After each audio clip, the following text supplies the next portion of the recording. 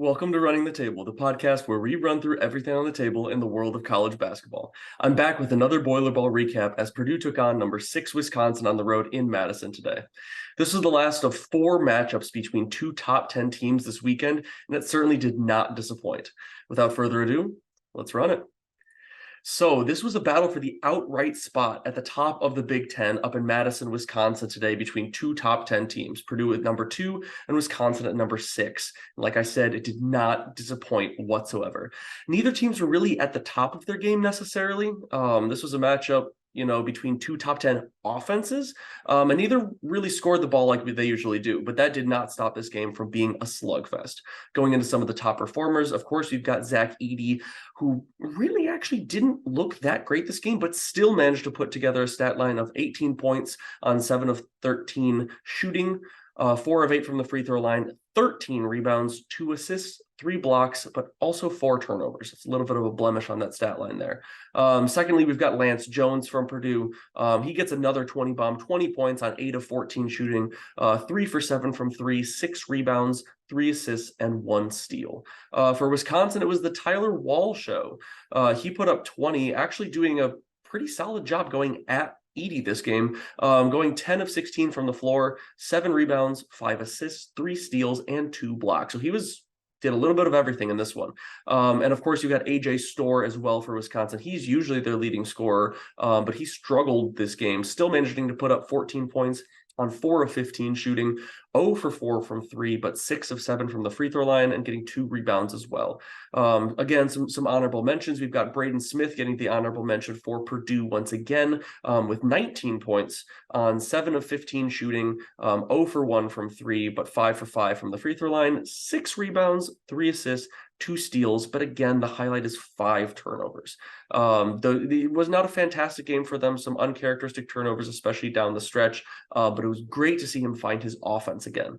And for Wisconsin, we've got Max Klesmit with 10 points on 4 of 7 shooting, 2 for 4 from 3, with 2 rebounds, 1 assist, and a block. So these two teams overall have been playing great basketball all year long, with Wisconsin coming on more recently and finding their way into the top 10 after losing a couple games early in the season, and Purdue really righting the ship after dropping 2 of their first 5 conference matchups. This game brought the same type of physicality and intensity that you'd expect from 2 of the top 10s in the Big Ten going at it. Wisconsin really made it tough on Edey, similar to Northwestern, by doubling down on him and digging every time he got the ball. But the difference was that Wisconsin was very solid on their rotations, and they didn't leave many obvious passing lanes open, causing Edey to have some much more uncomfortable passes, some ending in turnovers, and definitely making his shots much more difficult. Throughout the game, there's definitely something to be said about the way that Wisconsin defended Edey, and the fouls that both were and weren't called. I think in the second half, there were some weird ticky-tack type fouls before Edey even caught the ball that they definitely didn't need to call per se, or should really. But as well as in the first half, I think there were some hits and pushes on some of his shots that could have been and probably should have been called. So I think it went both ways. Neither team really shot the ball well in this one, especially from 3. Purdue did not shoot nearly as much as we're used to seeing them shoot from 3, only going 3 for 11, which is good for 27%. And Wisconsin doing even worse, going 3 for 19, which is good for only 16%, and going 0 for 10 in the second half. They did not hit a 3 in the second half.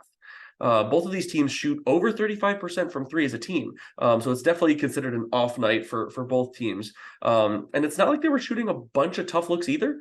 Both teams got quite a few open looks that just wouldn't fall. In fact, I think Max Klesmit for Wisconsin hit on contested 3s while missing more of his open ones. He was 2 for 4, and he made a couple of those tough ones, and his other 2, he's just didn't really fall. It was one of those games where both teams had to figure out a way to win this game outside of what usually works for them. For Purdue, that meant not really relying on the outside shot, which they didn't because they only shot it 11 times, and trying to get to the basket more. Braden Smith went back to attacking drop coverage in the pick and roll, which we saw a lot out of him earlier on in the season, and getting his mid-range looks. As well as finding their way to the foul line. It was good for Purdue fans to see Braden Smith get his confidence back in his mid-range shot, even though it wasn't quite as automatic as it has been at some points in the season. For Wisconsin, that meant they couldn't really rely on AJ Storr to take over the game and hit shots down the stretch. He has been a massive focal point of this offense and been a very consistent scorer throughout this season thus far as a transfer coming in. But tonight, shots just weren't falling. It was 4 for 15 from the floor. And down the stretch, they did try going to him on quite a few occasions, but because he wasn't quite on, they had to look elsewhere. Instead, they found some success in the post, actually going at Edey, especially with the athleticism, quickness, and touch of Tyler Wall. Problem was they couldn't really find much consistent success outside of that. And that allowed Purdue to seemingly constantly hold them at bay, just maintaining about like a 4 to 7 point lead for the majority of the second half. Some key team points for both teams. For Purdue, their defense stepped up. When the offense wasn't playing at its highest level, the threes weren't falling, Edey wasn't being nearly as dominant as we're used to seeing, Purdue found a way to get stops on the defensive end and maintain a lead throughout the second half. It wasn't always perfect, but they stayed the course against a very good Wisconsin team on the road. And that being said, going into that, it's another road win, and it's also against a top 10 team. Whether you consider Wisconsin to be a true top 10 team or not, they've been a very good team throughout this season, especially at home. They were 11-1 at home going into this game, with their only home loss being at the hands of, at the time, number 9 Tennessee in their second game of the season. So regardless of how this win came, just being able to walk away with a win was monumental when it comes to the race for the Big Ten title, and even just for Purdue's ability to win tough games, proving that they can win these games and not collapse when games get tough down the stretch. And that's so important for surpassing the level of being a really good team, getting to be a really great team. For Wisconsin, a big key point was team rebounding. Against a team like Purdue, it's naturally going to be very difficult, but Wisconsin got out-rebounded 42-29, and it's hard to win games against good teams when you get out-rebounded like that.